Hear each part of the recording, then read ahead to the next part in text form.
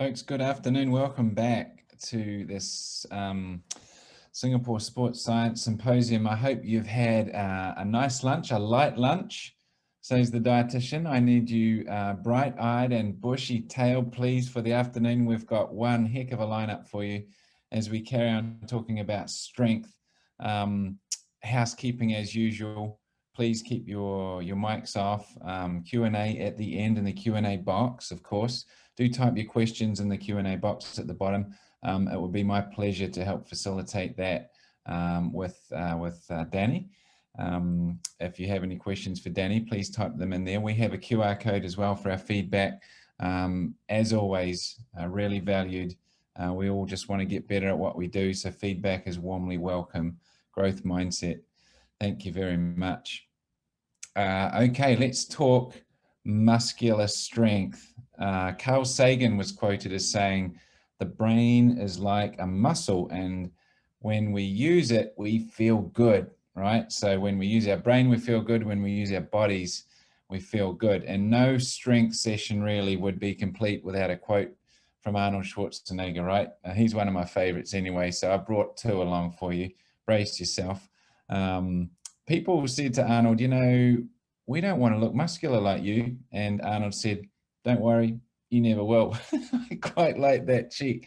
But he also said, I find joy in the gym because every rep, every set is getting me one step closer to my goal. And that really sums up S&C, doesn't it? Building our athletes, setting the platform, setting the stage physically for them to achieve their sporting goals. And so no one better, to be honest, than our next keynote speaker to take us through this, to give us a really privileged inside view of S&C within our own ecosystem at SSI. Of course, I'm talking about the esteemed Danny Lum. Danny, a good friend of mine, team lead of the strength and conditioning team at SSI, PhD candidate as well at NTU, has been working with a bunch of different sports from bowling, diving, track cycling, sprint kayaking, and also our grappling sports. And of course, when he's not on the floor training athletes, he's also involved in a lot of really, really interesting, innovative, world-leading research as well. Studies in the area of post-activation, performance enhancement, and isometric strength training as well. Danny's actually strong in all areas of his life. He's, I've never seen a guy bang out so many PhD studies so quickly whilst holding down a full-time job in a position of responsibility with a young family as well. And he still trains the house down. He's one of the strongest athletes in the building, actually. And I think last year he just about broke a watt bike in a study or something. So anyway, it's my pleasure to welcome Danny in. I'm really looking forward to this because it's just so much fun when you talk to your own PhD and stuff that you're just so passionate about. It's just going to all ooze out of him. So Danny, I'm buckled up. I'm really enjoying this, looking forward to this. And I'll catch you on the other side of your talk and we'll go through some questions and some answers as well. Until then, Danny, the floor is yours. Thanks. Okay, thanks, Rico. Thanks for the great intro. I shall just share my screen first over here. Okay.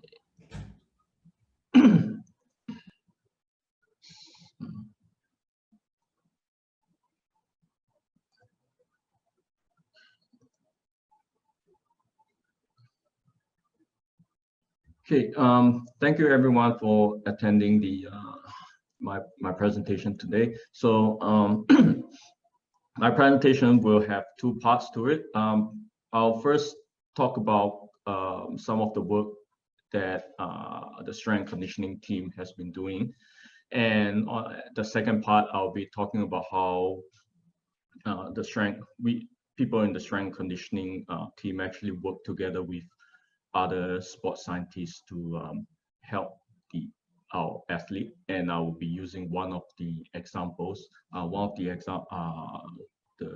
athlete's success story to illustrate how we do our work.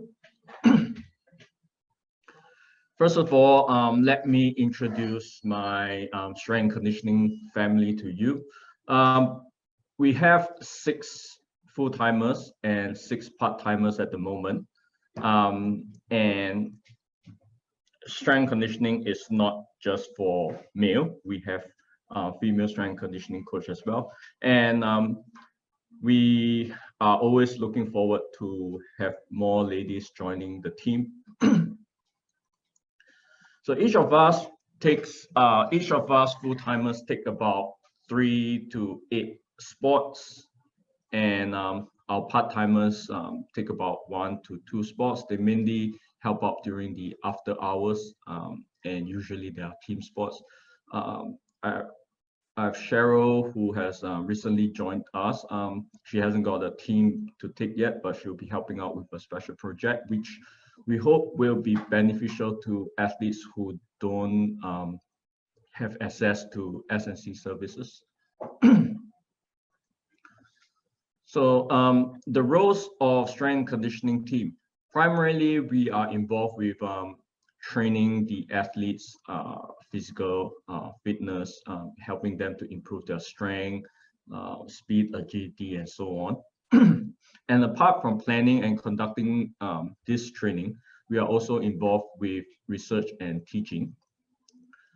One might wonder why the S&C team needs to do research. Yesterday, you might have heard of Marcus telling you that one of the ways for us to actually gauge our ability is by having our work scrutinized by our peers around the world. And strength conditioning professionals are supposed to be the bridge between science and practice. And the best way to improve our understanding in the science of training is actually to be involved in it. So research is one of the ways we can do it. And it may also help us to contribute to the development of science in regarding to training methodology. This will also provide us with more knowledge to share with coaches and athletes. When we talk about research, I believe many people think that people will visualize about scientists wearing the lab coat, but that's not what we do. For us, it's pretty much a day-to-day training. But what we do is formally documenting the cause and effect of what's happening with the athletes. We are also involved in adjunct lecturing at Institute of Higher Learning. Sharing our knowledge with coaches and athletes will allow them to better understand the rationale behind why we plan training programs the way we do. And that will indirectly enhance our ability to serve the athletes. As I mentioned, we are supposed to be the bridge between science and practice. Therefore, learning the basics of the sports we are in charge of is a very important part of the job. Also, the most enjoyable part of it. So if you see any S&C staff playing sports during working hours, we are actually working. We are not Skyping. Okay. In terms of research focus, what we are doing at the moment is to focus on warm-up, effects of warm-up, and training methodology, as well as strength assessment. In the past few years, we have looked at how the addition of ballistic resistance band exercise into athletes' competition warm-up can enhance their performance. So far, we have shown that performing ballistic resistance band exercises that mimics the specific sports movement, in addition to athletes' usual warm-up routine. So that is on top of their usual competition warm-up routine. It can actually enhance the performance of swimming, jumping, as well as judo throw. So instead of getting them more fatigued, this low volume, high intensity resistance band activity actually further enhance the performance. And a few years back, we conducted, in terms of training, a few years back, we conducted a research to show that the inclusion of either plyometric training or intermittent sprint training to endurance runners overall training can enhance their running performance without affecting their aerobic fitness. Recently, because of my PhD study, we have started focusing on maximum isometric training. It all started with training the judo athletes, because judo is a sport that involves a lot of isometric contraction. So I started including isometric training to their routine. And what I found was that it actually enhances their strength performance. And so I began doing that for some other sports as well. And that led me to further formalize it into a research project. So far, what we have found was that isometric training can actually enhance jumping, sprinting, even endurance running, as well as sprint kayaking performance. Our results actually cleared the misconception that isometric training has no application in sports. So because isometric training is a static strength training method, people have in the past, people have the misconception that isometric training will not have any functional value, but we sort of debunk that misconception. Next on, we also did a fair bit of research on strength tests.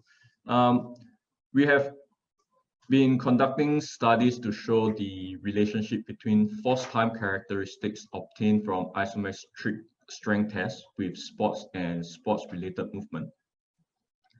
Reason why we would want to look at isometric tests includes the ease of administration. Unlike the 1RM, 1 repetition max test, isometric tests can actually be completed within 5 seconds.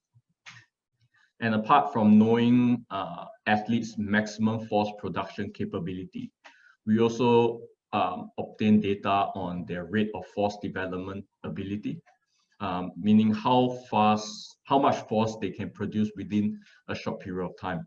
And this attribute is actually more important than maximum strength when it comes to sports performance for most sports.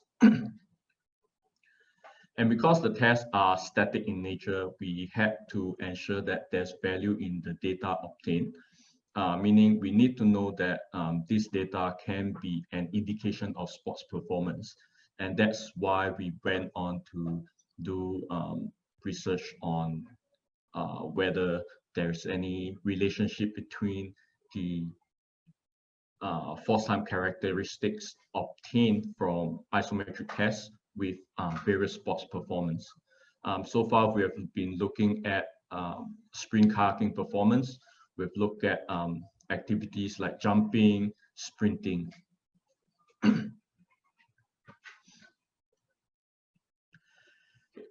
That's all I have for the first part of the presentation. We shall now move on to the second part. We do have a lot of beautiful untold stories to share, but today is only one of them. Apart from being a story about how we put science into practice, this is also a story that reflects the perseverance of how the perseverance of the athlete and the sports science team, and how the athlete fell and actually stood back up.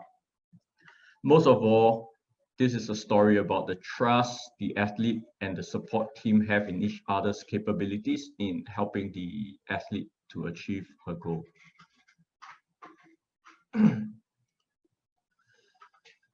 If you were following the local sports news, you would have read about Shanti Pereira, our female sprinter, injuring her hamstring in the Singapore Opens back in April 2018. That day, she was pretty confident that she would be able to set a new personal best and national record. Unfortunately, she tore her hamstring.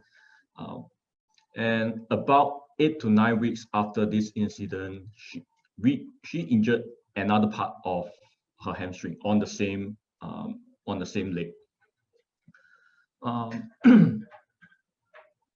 One would have thought that that's the end for her for that year, but 4 months later, this came up in the news. Of course, she wasn't at 100% at that time, but things were looking good in terms of her injury recovery. Later that year, she actually won both the 100-meter and 200-meter event at the ASEAN University Games, with the 100-meter being only 0.01 second away from her personal best. And about a year later, about a year after she first injured her hamstring, she managed to set a new personal best and national record for the 100-meter event. And at the SEA Games that year, 2019, she managed to achieve bronze for both the 100 and 200-meter event.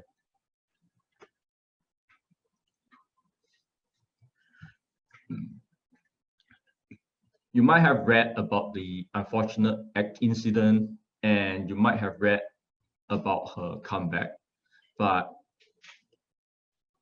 do you know what happened in between? Probably not. So in between, we actually did a lot of work with her, and I will first introduce the team involved in this work that we have done. Her coach, track running coach at that time was Coach Margaret. Physio in charge of her injury was Jensen, physiotherapist, and there was biomechanist was Desmond. I was the strength conditioning coach. Cheryl was the dietitian, and Joyce was the psychologist. Cheryl and Joyce did a great job in helping her manage her diet and her state of mind, respectively.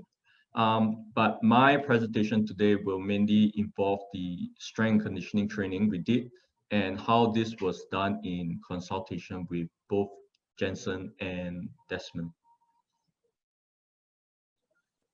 During the rehabilitation phase, I was working very closely with Jensen when planning her rehab training program.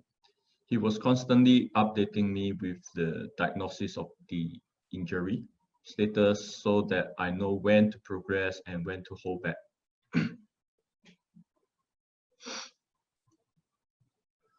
Apart from communicating with Jensen, I made sure that I was familiar with the mechanics of the injury so that I can better plan the training program. And I learned that hamstring injuries are most likely to happen during the initial foot contact or terminal swing phase of the sprinting gait, where the knees are near to full extension. This is when hamstring is theoretically contracting isometrically, but eccentric contraction occurs if the runner is unable to sustain the isometric contraction, which will then increase the risk of injury if the hamstring is actually not strong enough to produce sufficient eccentric force to overcome the resultant force. Due to time constraint, I will only provide some examples of the things we were doing. It's whatever I'll be presenting today is not the only thing, but it's some of the more critical ones.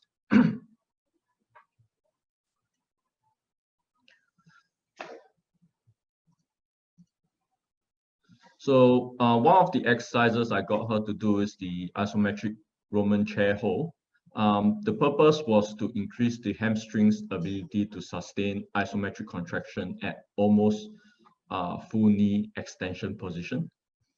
She started off as just simply holding the position, then progressed to having self-perturbation by adding the anterior dumbbell raise.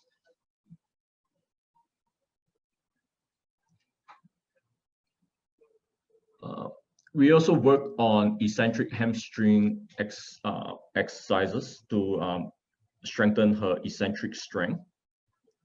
We included the razor curl to work on this. The razor curl was selected instead of the commonly used Nordic curl because of the similarity in joint movement during running. The progression of the exercise is as shown in the table. Every repetition we did was performed at the slowest speed possible. If you have tried doing this exercise before, you would know that it's not that easy to actually control the movement. Most people would have fell, like went on free fall by the time the knee angle was beyond 120 degrees. So her hamstring is actually pretty strong, even though she was injured. So you can, this again tells us that strength is actually very important. You see that her hamstring is strong, yet the amount of force that she has to sustain during sprinting can still cause injury to her. So that further emphasize the importance of strength training. So that's pretty much what I'm going to share in terms of rehabilitation. Of course, we did a lot more. There were more specific drills as well, running drills involved while we are doing these exercises, but these are the commonly used exercises that that we will include for hamstring injuries. So let's move on to the strength conditioning training. So this took place after the rehabilitation. In the midst of rehabilitation, we still continue to do some strength training, but the focus was more on to recover her hamstring injury. Before I could start planning the training program, I had to first make sure I understood the physiological and biomechanical demands of track sprinting. Apart from reading up on research studies during this phase, I worked very closely with Desmond, biomechanist, when designing the program. He would provide me with information on the attributes that he felt was lacking based on his analysis, and I would then attempt to think of a way to improve on those attributes.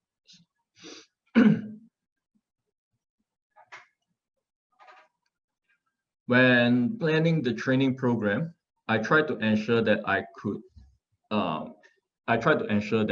include exercises that could be of benefit to performance of each phase of track sprinting. For 100-meter sprint, that includes the acceleration phase, maximum speed phase, and speed maintenance phase. Again, I'll only be highlighting some of the things that we did, and these were probably things that she wasn't doing before we started working together.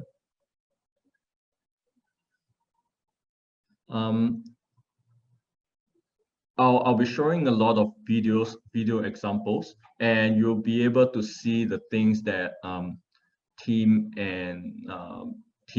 Kelvin and Xiaoyi talked about earlier in the morning presentation, and this should provide you with the practical examples of what they mentioned.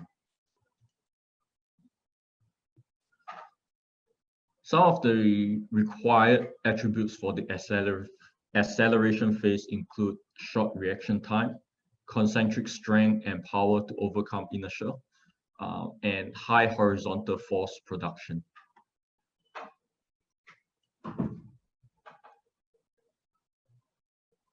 One of the exercises she had to work on her ability to generate concentric power was one of the exercises she used to work on her ability to generate concentric power was the box squat jump. So before she jumped, there was no eccentric phase, so she wasn't able to utilize the stretch shortening cycle to generate higher amount of force for her to jump. This is an important attribute for the start of the running of the sprint. Sorry, during the block start, sprinters usually don't have any counter movement. So we need to work on her ability to generate high amount of concentric power. And I also took the opportunity to work on her reaction speed by telling her to jump only upon my command. You can see that in one of the attempts, she actually tried to anticipate my signal, and yeah, that was it. Yeah, so we did work on a reaction a little bit.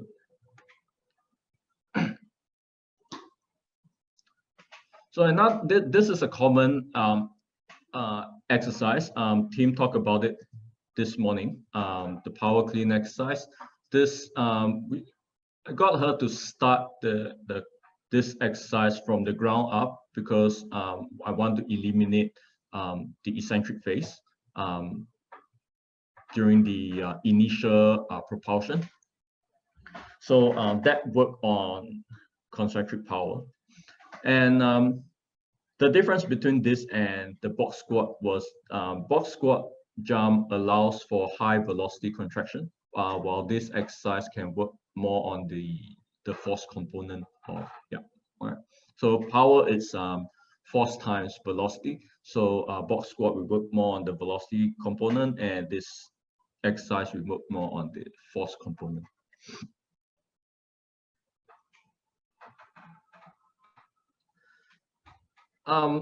In terms of working on the horizontal force generation capability, I actually got her to use to perform the sled pull. The more common way of performing the sled pull was to perform a continuous sprint over a short distance, but I got her to perform a single effort method instead, so that she could also focus on maximizing the hip extension. This was one of the issues that Desmond flagged out to me. He realized that during her start, she tend to cut short the hip extension. So this was one of the exercises that I included to work on it.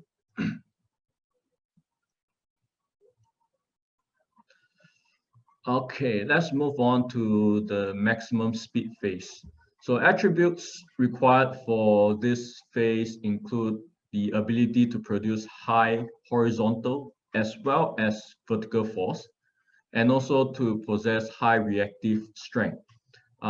This is because each time the foot is in contact with the ground, there's less than 100 milliseconds for her to produce sufficient amount of force to propel herself forward. Hence, reactive strength is very important.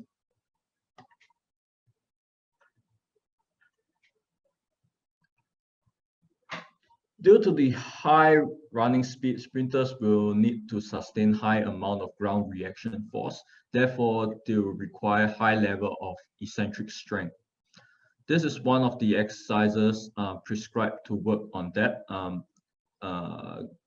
This was termed accentuated resistance training earlier in Tim and Calvin's presentation.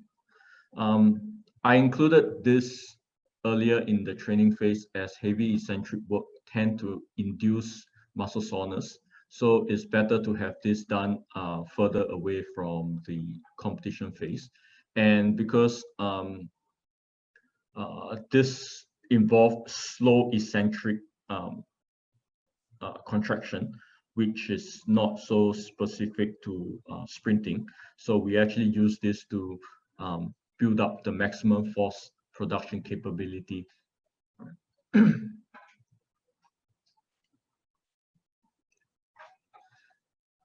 I also included the variable resistance training into her training program. So in this video, she's actually including the variable resistance squat. So about 30 to 35% of the load was contributed by the resistance band. The reason for this is so that we know that when the resistance of the band will decrease as the stretch is reduced, and the resistance increase when the stretch increases. So that will help to improve her force production capability at the end range of the movement. And you can see that the squat that she performed is not a full squat, it's only a quarter squat. I included this as the joint position is more similar to that adopted during the foot contact phase while at maximum speed. So this exercise was actually included closer to the race competition phase. What we usually do with training is we start off as general, and then we slowly move on to being a little more specific, right? Like Tim mentioned earlier, we don't want to be overly specific when they're training in they're performing strength training. The reason it's in strength conditioning, one of the things we want to do is to improve the attribute of the athletes that they can't work on during their sports training. And because there are times whereby muscle imbalances would actually cause injury. So strength conditioning sessions are one of the ways to help reduce that risk. Okay.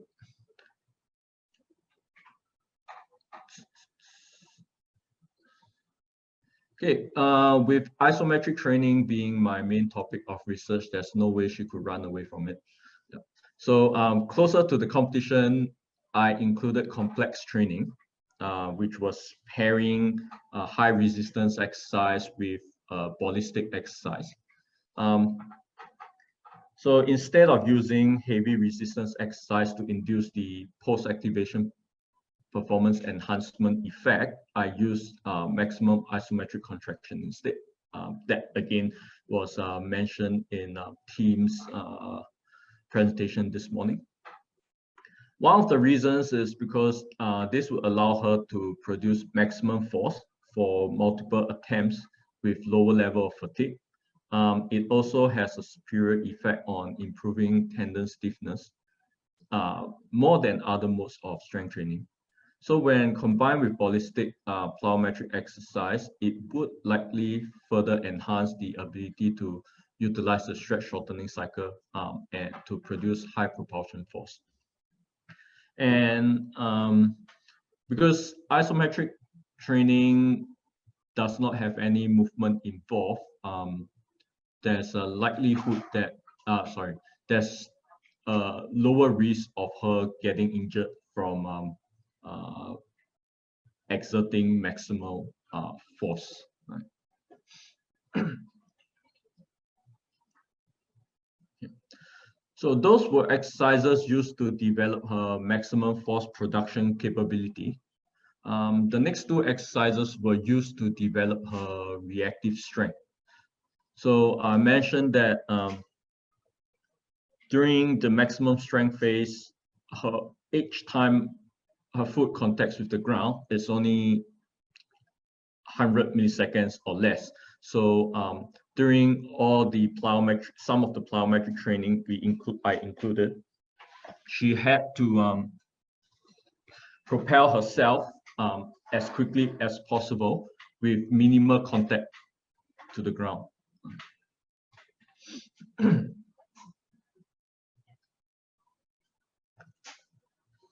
And we did double leg and bilateral exercises and also unilateral exercises, right? So similar to the previous exercise, she needs to propel herself off the ground as soon as she touches it. In this exercise, there's also the element of forward propulsion.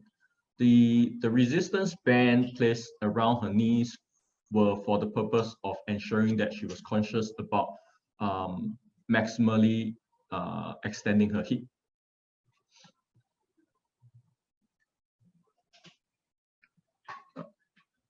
This exercise was included under the advice of Desmond to work on her hip flexion speed as well as the coordination.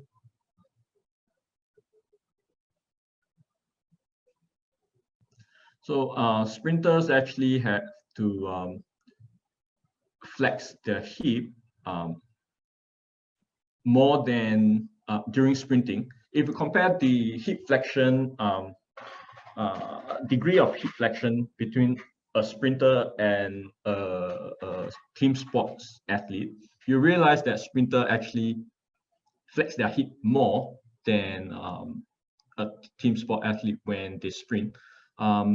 In the increase in hip flexion allows them to actually have more range to develop the downward force, and that further allows them to propel themselves forward further.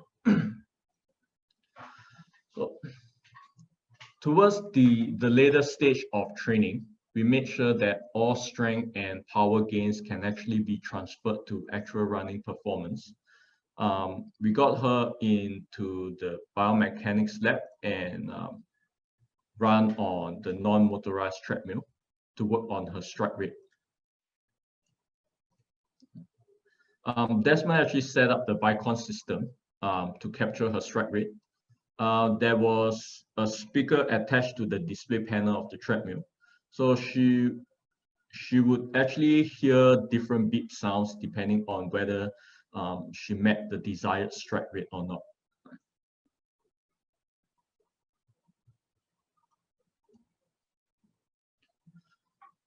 We later also got her to perform overspeed training on the motorized treadmill. What we did was getting her to sprint about 6 seconds at speed between 1 to 4 km per hour above her maximum speed attained on the track. This forces her nervous system to fire at a supramaximal rate.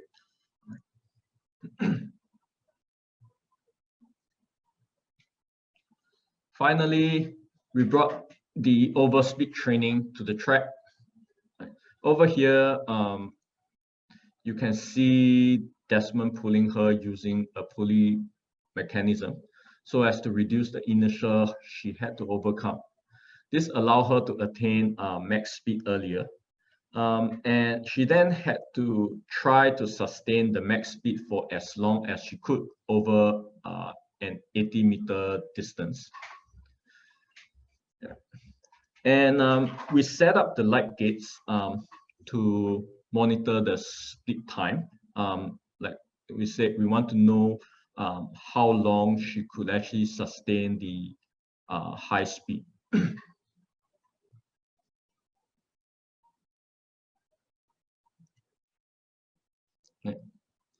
So maximum speed will not be sustained for long. If you remember the slide I showed earlier, it's usually between 60 to 80 meters. So, so shortly after attaining max speed, a sprinter will start slowing down. Sometimes the runner who wins the race is the one who slows down the least, rather than the one with the highest maximum speed. While most of the endurance work were done on the track with coach, I included a few things to help work on this attribute. This was one of the exercises I included. The video shows her performing it for 20 seconds because it was meant to work on her endurance for the 200-meter race. Again, the band around the knee was meant to work on her hip extension. So this lasted for 20 seconds, and she actually get a few minutes rest before we got her on to do the next set. Over here, I got her to work on her upper limb endurance as well. And again, it was meant for the 200-meter race, hence the long duration. It was also about 20 seconds. Reason why I set it as 20 seconds was because I hoped that she could run the 200-meter race within 20 seconds. That was the goal. And yeah, she's still working on that. In summary, for the acceleration phase, we included exercises to work on her ability to generate power concentrically, as well as improve her horizontal horizontal propulsion capability. And for maximum speed, we got her to work on her maximum strength, reactive strength, as well as overspeed training. And for speed endurance, as I mentioned, most of the work was done on track, so that it's actually being more specific to the type of endurance she requires. But we did included a few static interval training, as this was mostly accounted for during training on track. Okay, Marcus showed the lion, cheetah, and chimpanzee picture yesterday. Why do scientists like to make themselves look like chimpanzees? Well, the reason is because athletes and coaches, and scientists are kind of having different roles, and historically, coaches always have the impression that scientists doesn't know what they're doing, and hence science has no value in sports training. But of course, we have made progression, and these days coaches and scientists are able to work better together. The performance and well-being of an athlete is the product of the work done by the athlete and the support team. So in order for it to work out well, there had to be trust in each other. When the athlete trusts what the support team is doing, she'll be more likely to put in the effort during training. Right? So trust is important. And when the support team has trust in each other, they will be able to coordinate better on all matters. Setbacks will always be present for both athlete and the support team. But we always have to persevere and again, trust in each other, help each other to solve the problem rather than playing the blaming game, right? So again, success is always about teamwork. That's all I have today. I shall end off with this video.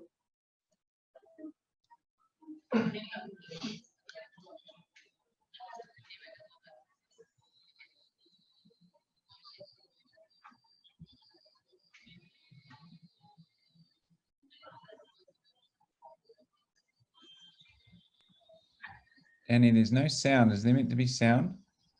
No sound? No sound. Hang on. Let me take a look. Feel free to wind it back and try again. Yeah, no problem. Okay. Let me try out. Go back to this. Okay. I'll stop share first and share the screen, I think. Okay, I forgot to click this, right? Yep.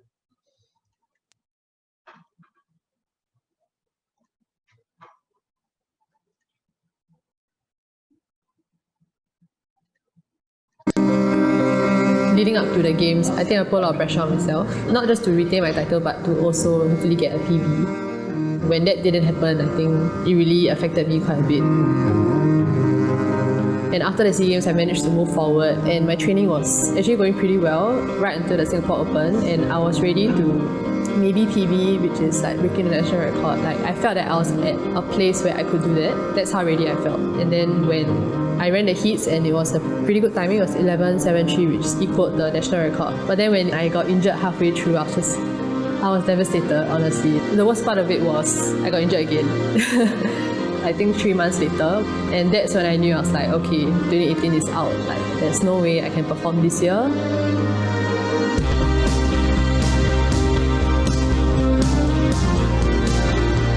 It felt like I could have done this earlier. I could have done this last year if it wasn't for my injury. So with SEA Games this year, it's like that's really something I can look forward to. And I mean, from the start of the year and until now, like I'm a lot more confident in myself. I know like SEA Games is something I can really like aim to perform it.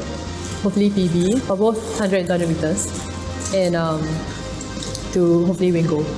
I guess I realized that these things happen. Sometimes you don't perform. Like there are some years that you're super far away from your best, or you get injured and it takes you a while to come back, but it doesn't mean that you give up. The most important thing is just that is how you come back from it.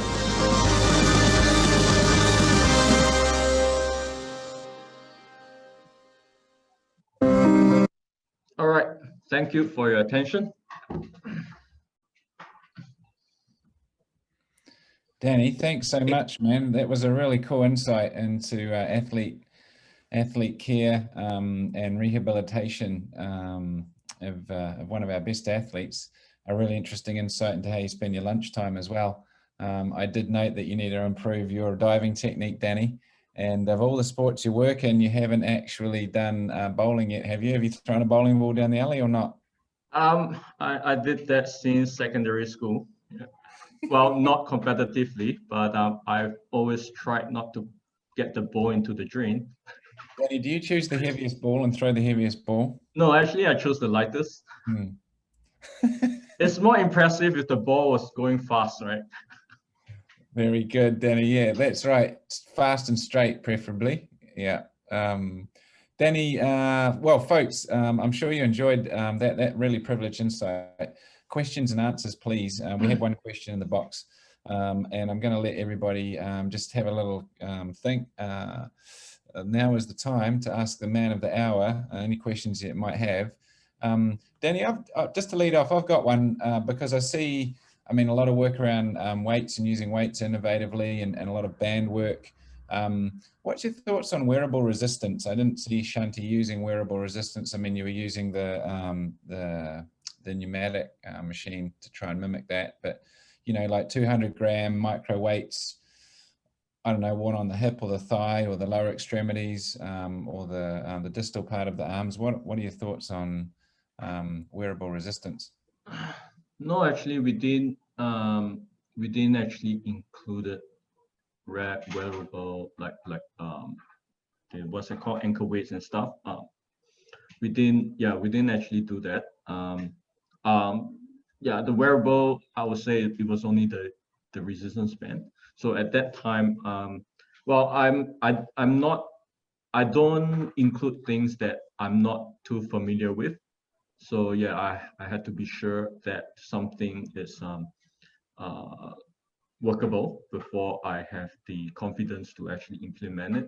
In terms of wearable, ankle weights and stuff, there's not so much research on it, and that's why I didn't really include it.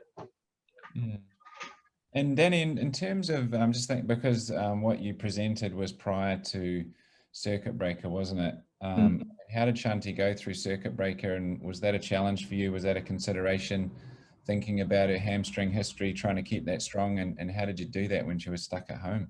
Actually, what happened was after the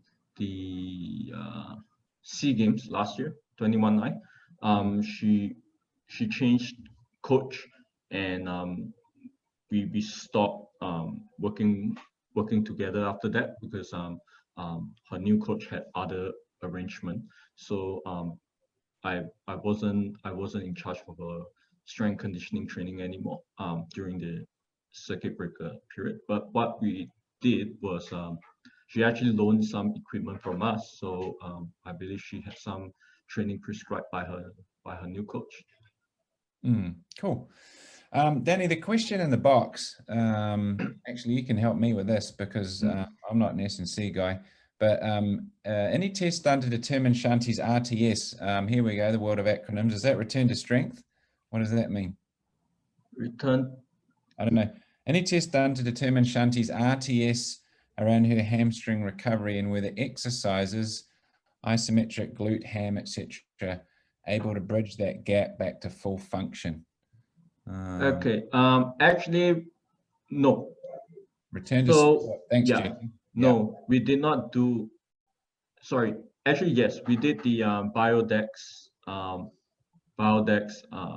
test. So was at 60 degrees per second. So the angular speed of the hamstring contraction was 60 degrees per second, as well as 300 degrees per second. So we actually looked at her force production at both speed, and we compare it with her good leg, as well as compare it with the quadricep strength of the quads, and strength of the hamstring. So the ratio between that, that was administered by the sports medicine team. So that was one of the way we looked at how well she had recovered. And I mean, in this sort of case, would you expect the athlete to bring, like, their hamstring strength comes back and exceeds, or they come back stronger than they were prior to the injury? Is that your expectation, or you just try to level them up, or is there always a little bit of a deficit? There will always be a little bit of deficit. We just do whatever we can and try to make sure that it's as close to the good leg as possible. And of course, by the time she went back to her race, went back to competition, it was already much stronger than during her injury time. We didn't have the data of her pre-injury, so we didn't have the specific strength measurement of her hamstring pre-injury, but her overall strength, meaning the squat that she could lift, was better, was higher, and she was actually jumping higher as well. So Shanti is actually pretty strong. She could squat twice her body weight, a little more than twice her body weight, to be exact. Yeah. So that is pretty stronger. She's a pretty stronger. Has she always been naturally that strong, or is she, did she kind of start up average, and it was something that she really built through dedication? Well, when we started training, when she started training with me, she was quite near to it. Yeah, she was already 1.8, 1.9, around that range. And as we go along, she slowly got even stronger. It's interesting, isn't it? Because when you look at Shanti, like, she's not massively muscular, but I would assume, like, she has very good wiring as well. Like her nerve recruitment must be pretty optimized as well. Yeah. So yeah, that debunks the idea that strength training will turn you into Arnold Schwarzenegger. Danny, how much fun are you having implementing or integrating your PhD work into your daily work on the floor? Well, I love it. Like, to see that whatever we discovered is actually benefiting our athletes. Yeah, that's definitely a good thing to us. And we always want to find the best way to help improve the physical attribute of our athletes. I mean, people will usually say this and this champion actually use this form of training, but we look at the situation. People in the other part of the world, they might have higher volume of training, they might have started training at a younger age and so on. So if we use the same way to train them, that means the rate of improvement will be the same. And if our athletes are already starting with a lower baseline, then that makes it hard for them to catch up with the athletes from the overseas. So we always want to find a way to accelerate this rate of improvement. Yeah. Well, Danny, your passion and your dedication and your care in the space with your athletes is really evident, and I'm just really stoked for you that you've had this opportunity and this platform to speak to the awesome work that you do. So thanks again for all the prep and the delivery, and the oftentimes the work in the dark, isn't it, that lets our athletes shine in the light. That's what S&C is all about, isn't it? So yeah, there you go. So Danny, thanks so much. Just had another question come in, but I might let you. I might let you just respond to that in writing, Danny, and Okay. we'll just give people a minute just to stand up and freshen up. I'm going to pass the mic to Raphael now. We're going to take a little segue into the world of biomechanics with Dr. Luke Mann, and into the world of sports psychology as well with our resident sports psychologist Joyce. So a really interesting session coming up. So hang tight, folks. Get a glass of water and stretch out. Danny, thanks, and we'll see you back on deck. Thanks a lot.